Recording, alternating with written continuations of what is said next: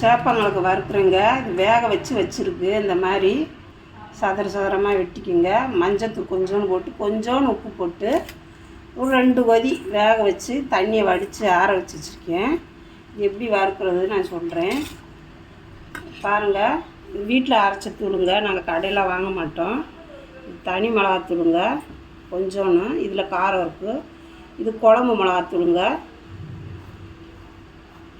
இது மல்லிப்பொடி, வெறும் மல்லித்தூள்.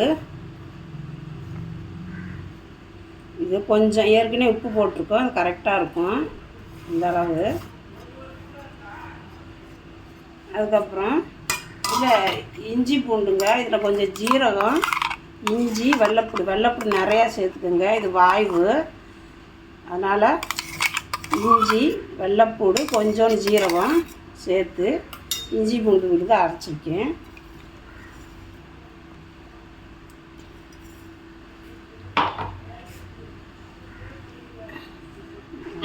கொஞ்சம் மஞ்சத்தூள் லைட்டாக போட்டுக்கலாம். இதில் கொஞ்சம் தண்ணி ஊற்றி எல்லாமே கலந்துருக்கு. இதை நல்லா பிசைஞ்சு உடையாமல் பிசைஞ்சு ஒரு 10 நிமிஷம் ஊறட்டுங்க. ஊறினாதான் அந்த மசாலாலாம் உள்ளே இறங்கணும். கீரைக்கு ரொம்ப நல்லாயிருக்கும்.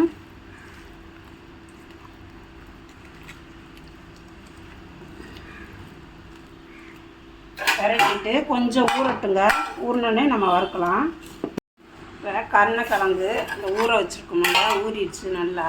காரம்லாம் அதில் இறங்கிருக்கு. இதை எப்படி வறுக்கிறது நான் சொல்கிறேன். கொஞ்சம் கடுகு வேணுங்க.